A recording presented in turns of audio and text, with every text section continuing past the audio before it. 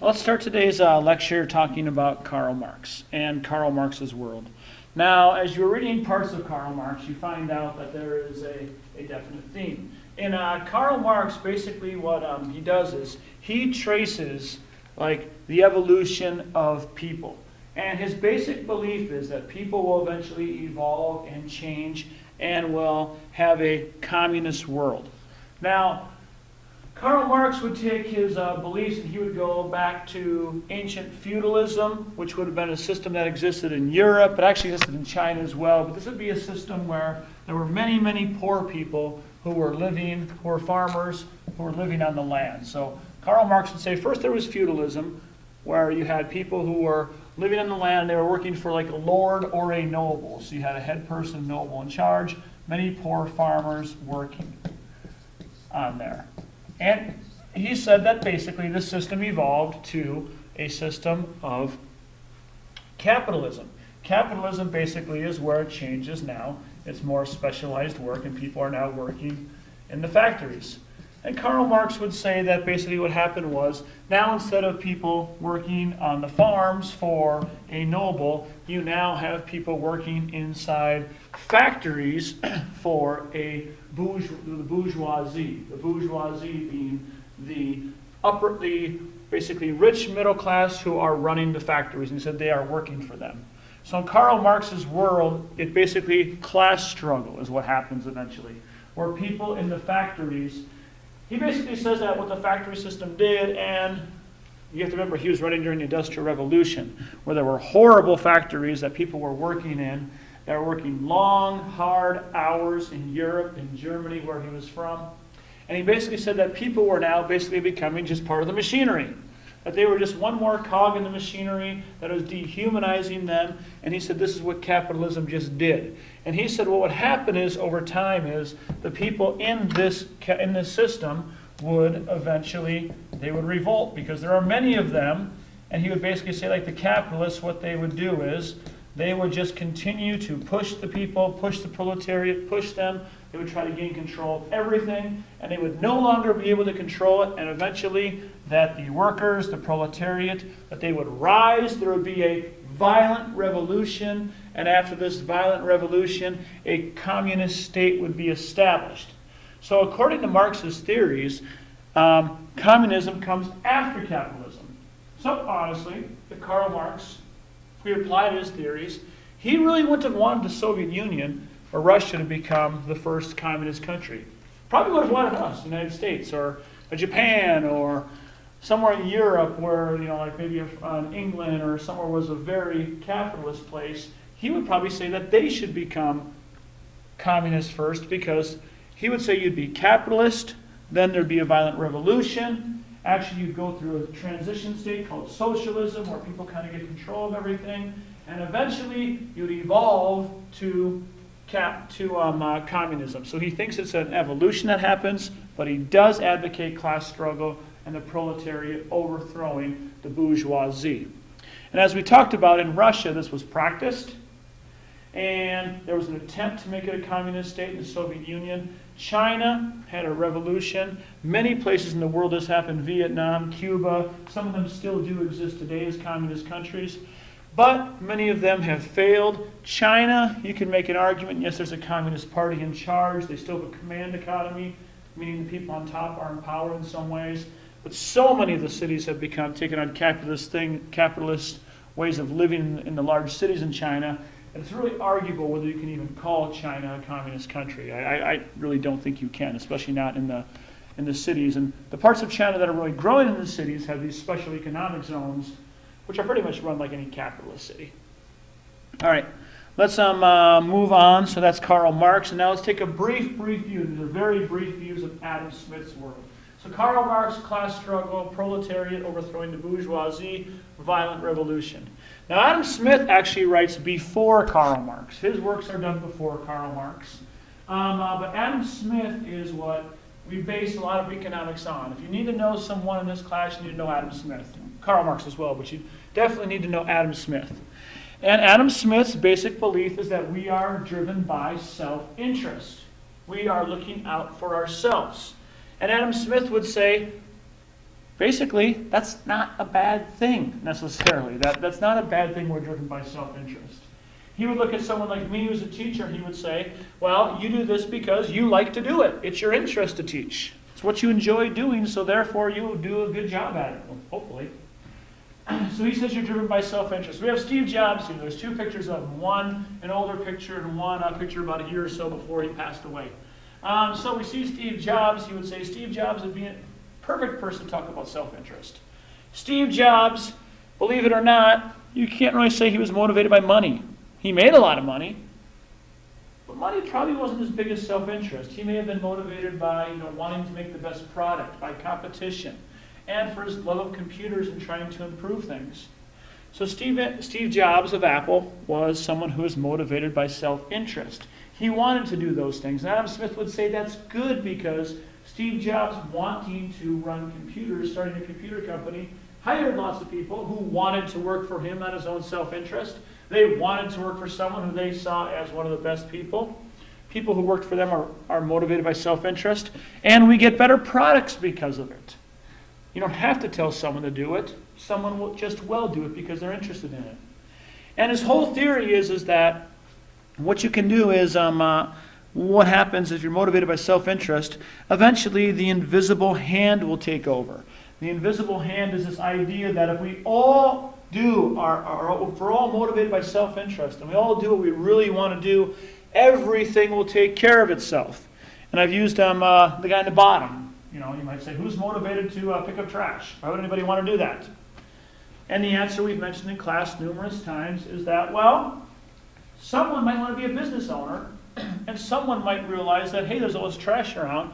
If I pick it up and find a place for it, I got my own business I can run. Maybe it doesn't mean you love trash, but you might love starting a business. So the invisible hand basically says if everyone does their own thing, that will all be taken care of. So we can see self-interest and invisible hand in our everyday life. Like, for example, my self-interest is I get paid to be a teacher because I like to teach. It's what I want to do. If I didn't like it, I'd do something else.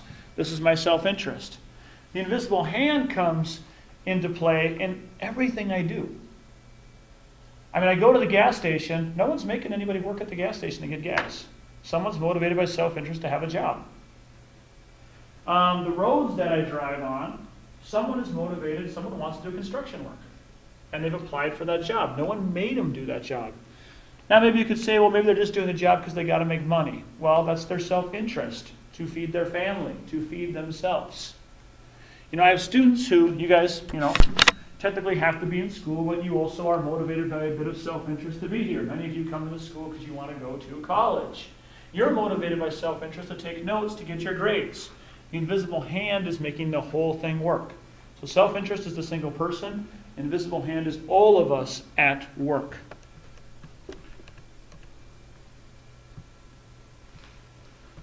Let's now look at mixed economies. So what is a mixed economy? A mixed economy is a combination of a traditional command and market economy. It is the most common in the world today. We're mainly going to focus on the combination of the command or communist, socialist parts of the economy and the free market part of the economy.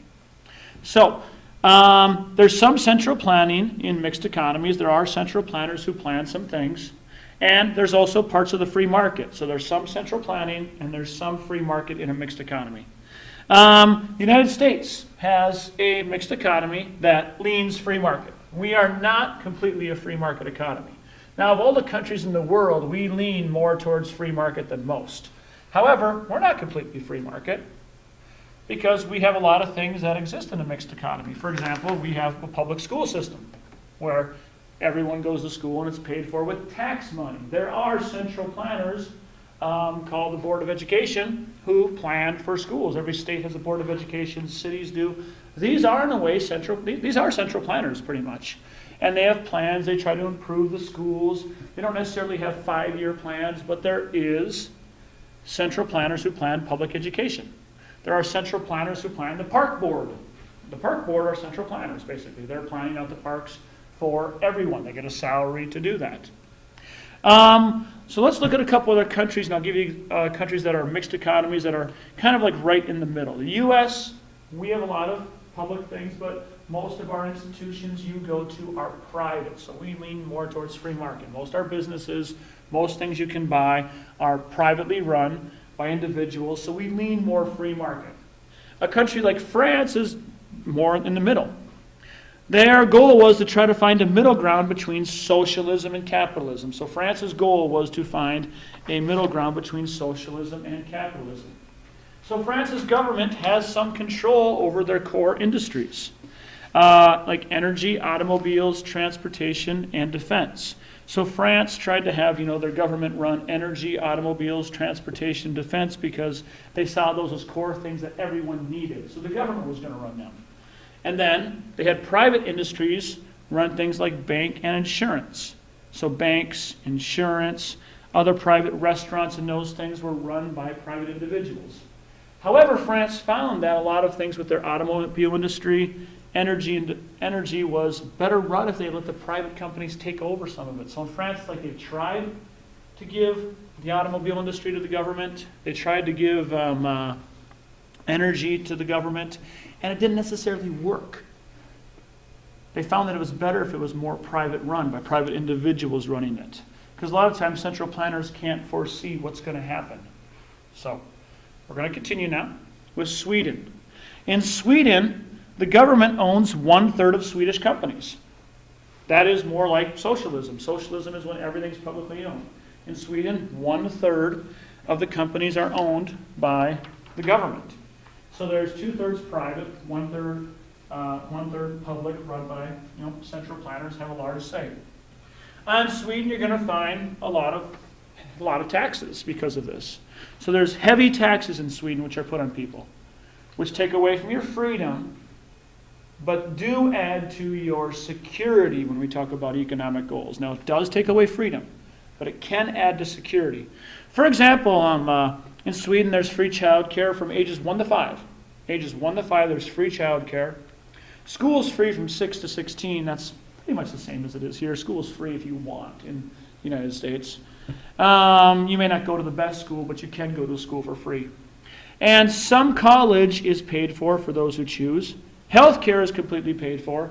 Paid time off for raising families, and good pensions for retirement. But for a lot of people in Sweden, they're paying 60% of their income in taxes. 60% of their income is paid in taxes. However, in Sweden, there's a couple, you do get some things for paying a lot of taxes. 70% of the children under 18 live with both parents, and so that's a number that we can't say in America. 80% of all children who have a mother goes to work, and 90% have working fathers, which is a little higher in the United States. Parental leave in Sweden, here's what they actually get with that tax money. This is what they actually get. So it's the most generous in the world. Parents get 480 days of paid leave, which must be claimed before the child turns 8. Both parents.